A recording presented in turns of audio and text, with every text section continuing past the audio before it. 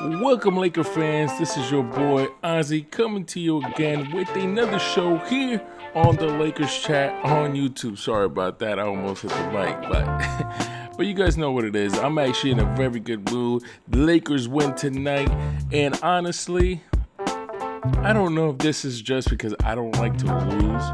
However, one thing I can share with you is this. I don't think I'm going to really be on high with this win. And I'm going to explain to you why. Obviously, we saw that LeBron James scored 51 points tonight in a dominating fashion against the Miami Heat. And you know LeBron was going to put up a show at Miami against the Heat while Pat Riley is watching him. I already knew he was going to put on a show. I knew he was going to take over the game.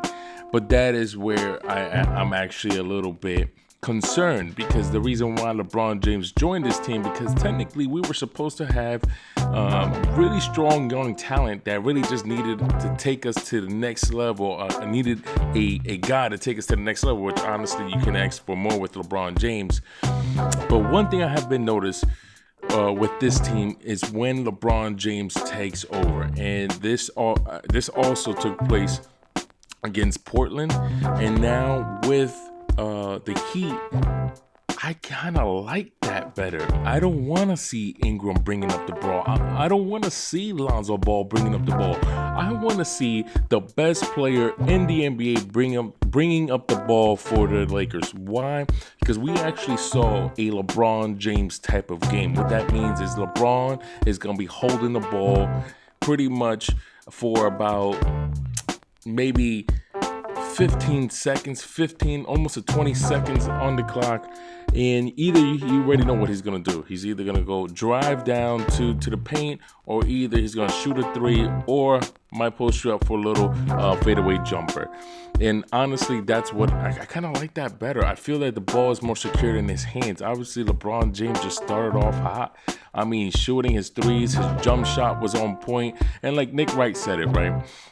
He mentioned that when LeBron James is going to have a good game, he's going to give you 28, 8, and 8 pretty much any given night. But when his jumper is hitting, he's going to give you 35 plus points. And that's what we saw here. LeBron James' jumper was actually on point here tonight. And honestly, I was talking to my friends, and one thing we have noticed that it's better when LeBron James is more active on the team instead of trying to play off the ball. That's not his game. His game is not to be off the ball. As much as he wants it to be, as much as he wants to, how could I say this, be like the kind of like the Kevin Durant, to be able to roam around, but it's just that we don't have a number two guy. And listen, I was on Twitter debating with some of these guys. I'm telling you right now, I'm not big on Ingram. I really am not. I don't think Ingram's ever going to be the number two guy. I don't think none of the young stars are ever going to be a number two guy. Magic Johnson he has to figure out what he's going to do either this season, or if he's really going to play the patient game and hopefully sign somebody in the free agency. But I'm going to be honest with you, I don't want to really test the waters with the free agency, because these NBA stars are not what they used to be, right? When it was the Lakers brand, when it was about the Lakers, everybody wanted to come to the Lakers. I remember that era, and that was the most fabulous era, because literally I used to brag to my friends, and I used to just tell them, we'll get them at the free agency. We'll get this guy at the free agency. We're not trading nobody. We're going to keep everybody. And then really the tides have turned. We're not getting that anymore. People don't want to come play for the Lakers. And also, let's be realistic. Not a lot of players want to play with LeBron James. As far as who those type of stars feel that they already at that A level, A plus, they're almost with LeBron, even though they're not even close. Players like Jimmy Butler, players like Kawhi. Kevin Durant is a different story, which I'm going to also bring that up here today on the Lakers chat. But first, let me bring this up here. Then we'll bring that up before the end of the session here tonight. But I'm going to be honest with you. Players like Jimmy Butler, like I was saying, Kawhi Leonard, players like Paul George, maybe even Russell Westbrook, the Kyrie Irvings. Those type of people don't want to play with LeBron because they actually feel that they can carry a team and win it. Obviously, we have seen none of them have been successful, even making it to either the Eastern Conference Finals to pass LeBron James to go into to go into the finals, and players such as like Westbrook, and so we haven't seen him make it to even past the first round since Kevin Durant left. So I'm gonna be honest with you. I mean, Kawhi is a little bit different story, but they still had the big three at that time. They had Tony Parker. They also had Ginobili. They still had Tim Duncan, even though they're at the later stages of their career, but yet they were still top notch. Even though he won the NBA Finals MVP, which he definitely deserved that, but also that was an aging Miami team. It kind of balanced itself out, right? So Kawhi is really the only one that has the upper hand, but really we haven't seen him do it by himself without Popovich, without having those ready type of guys who already were playoff tested, championship tested players such as a Tim Duncan, a Ginobili, and a Tony Parker, and obviously a fabulous coach in Greg Popovich. So besides that, we haven't seen another player really achieve that. And Kevin Durant is a different story because obviously, he went to a 73-9 team, and on top of that too as well, Steph Curry and them. They beat LeBron James fair and square, but they beat him also when Kevin Love was out and also Kyrie was out. So we were able to see that pretty much almost that same team come back, and they came back from 3-1 lead and actually beat the Golden State Warriors. So, it's kind of hard to say, but I'm gonna be honest with you, we haven't seen those type of players yet dethrone LeBron James fair and square. So to kind of go on tonight's game, really what I just saw, again, we don't have that number 2 player. We don't have that number 2 star. I'm going to be honest with you. Everybody keeps talking, even on Twitter, I was having this debate with a fellow Laker member too as well. And, they were saying that they wouldn't have traded Ingram for Paul George, but they would trade him for Kawhi. I'm going to be honest with you. Oh, and he kept saying because of the upside, but I'm going to be honest with you. This is Ingram's, 3rd year in the league. There are some flashes that we see that Ingram really can be a number 2 guy, but then there's not that many nights that he shows us that consistency.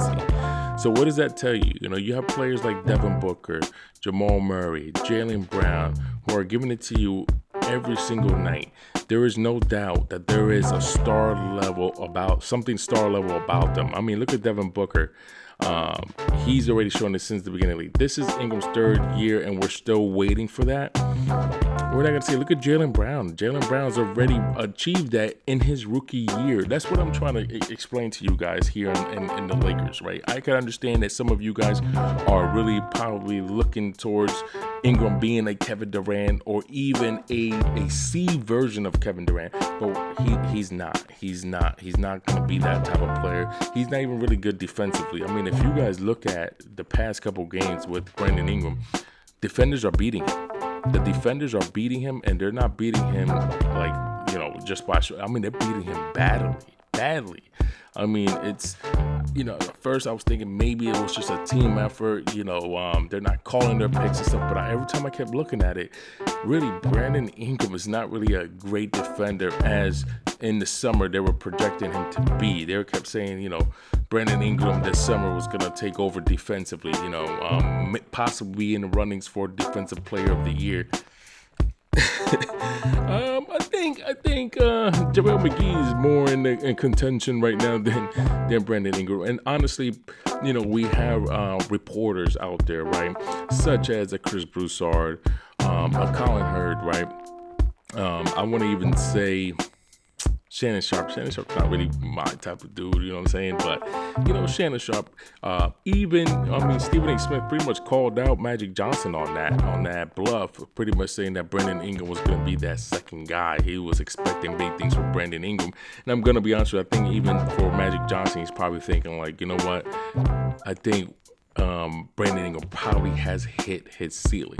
Even tonight, I'm going to be honest with you, it just the team looks a little bit stagnant when he's on the floor, even with LeBron James. He even looks a little bit out of it too as well when LeBron is playing. I mean, even in my last video, I was talking about how sometimes even when LeBron's talking, you can tell that he's not really fully engaged. He's not really looking into really listening and absorbing, seeing what LeBron is trying to call for as far as a play. He gets frustrated when LeBron pokes him over there. I don't blame him. He's a young player. He wants to show that he has it. But until he really develops a shot, I don't think he's going to have it. So to go on again with a little bit about tonight, guys, that's one thing I did see. I saw that when Kuzma and Ingram were off the floor, I saw that the Lakers played a little bit defensively better with Josh Hart on the floor. Even Lance Stevenson on the floor. I believe Tyson Chandler was at the floor with that lineup too as well. They played a little, and KCP came out to play tonight. I'm telling you, KCP really balled out tonight. But I really actually like that lineup a little bit better. I think I wouldn't even mind that lineup as a starting lineup, just because it's really good defensively. And like I said, it just really, I actually liked it. It was a little bit more veteranish for a LeBron James type of team, where he looked like he felt more comfortable in trusting his team than when he really plays out there with Kuzma and Ingram, because there's a lot of mental errors when they play out there together. But again, guys, honestly, I feel that the Lakers need to find that number two. The number two can be Bradley Beal. I don't know if the Wizards will be willing to even give up a Bradley Beal to the Lakers, and I don't know if the Lakers are going to be willing to give up assets for a Bradley Beal, because I think they're really focused for the free agency. But I think that number two guy can be Bradley Beal, and if there's a possibility to do a trade, even to trade Brandon Ingram for him, I think that would be great, because honestly, I don't think his ceiling is even a Paul George ceiling. And maybe I'm gonna swallow my words, and I hope so, guys. I really do. I really hope so. But I don't think that I don't think he's going to hit the Paul George level, as many people think that's going to be.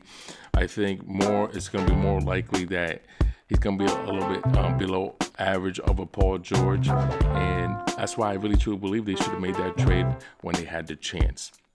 Now, to kind of talk a little bit about Kevin Durant possibly coming to the Lakers real quick, and I just want to touch upon that subject, besides, the win of tonight.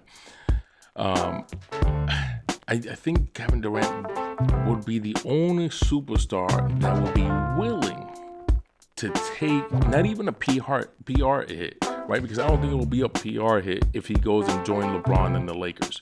Because if he wins again this year, he's gonna have three rings, 3 Finals MVP.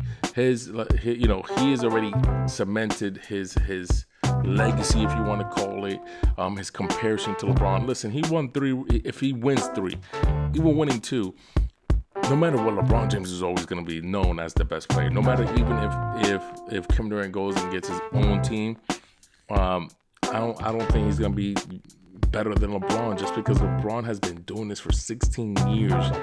Pretty much by himself. I mean, Miami, you can say, yeah, he had Wade, yeah, he had Chris Bosh, but let's not forget, D Wade took a step back. He pretty much even acknowledged that, listen, LeBron is that dude, LeBron is that man, and guess what? We got to give it up to him. And honestly, I believe Chris Broussard said it the best. I think even Stephen A. Smith said it, that what LeBron James does, he controls the game overall. And we notice that, because if he takes his foot off the gas, we notice the pretty much the offense for the other team goes crazy. Defense for the Lakers actually dwindles. But when LeBron James turns it up, it turns everybody else up, shooting-wise, offensively and defensively. So, I don't see that with Kevin Durant. Maybe it's because he's playing with the Warriors and they probably see that all of them feel like they're on the same level. I don't know.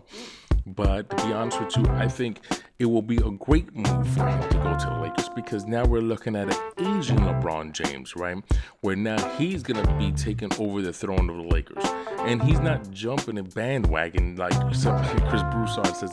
I'm trying to understand what bandwagon, because if we look at this roster, the only player that is a superstar player on this roster is LeBron James. There's no other superstar on this team.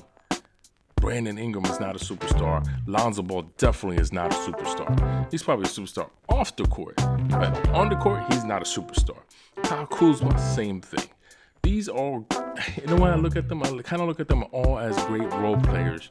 And maybe Brandon Ingram as good enough to be a starter, but not a star or, like I said before, a superstar. So with him joining LeBron, I don't think it's going to be a bandwagon. I think it's going to be more for him to finally, the torch will be passed over to him from LeBron James to him. And then also, if they're able to get AD, man, I'm telling you, game over. It's gonna be how it should be, right? The purple and gold reign again. So overall, guys, I think it's going to be a great for him. And just kind of give you an update right now, Golden State looks like they're about to go on and take another L tonight because there's still about 2 minutes left, and San Antonio is up 96-90. I mean, I don't know what's going on with Golden State, but it seems ever since Steph Curry stepped back, and also that blow up with Draymond and Durant, it really has ruined the chemistry. And listen, we might find a surprise trade, a blockbuster trade coming up in February, but we'll see, right? We'll see when that happens. But guys, again, I just want to thank you guys for really supporting. I mean, you guys definitely took time to look at the last video. I was speaking about the Lakers' loss against the Orlando Magics and Luke Walton. I ain't touched too much about Luke today because honestly, but one big thing. Guess who was in the building tonight after they give it up 130 points to the Orlando Magic? That's right. Magic Johnson and Rob Pelinka were there, and I believe they were there observing what they were doing. But I can tell you right now, today, Luke did a little bit better job, but obviously it's more because LeBron James took over.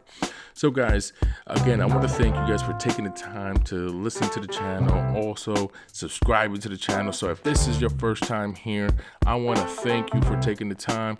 Also, don't forget to subscribe and hit that notification button so that way you guys know every single time here on Laker Chat we upload a new video. And also, don't forget to hit a like. Remember, this is why I call it Laker Chat, because I want to chat with you guys. Put your comments down below so that way we can have a conversation about the Lakers. I want to see your opinions. I don't think my opinions are always correct. I just want to know your opinions. It just makes us a little bit smarter, and also it kind of shows that we're supporting our team. We really care for our team, and we just want our team to do better. And I want to hear your views, and hopefully we can have a friendly debate over that, or just a friendly agreement on what we're talking about, right, guys? So with that being said, again, this is your boy Ozzy. Thank you again. Don't forget to subscribe, and again, I'll check you out next time here on Laker Chat. All right, guys? Peace.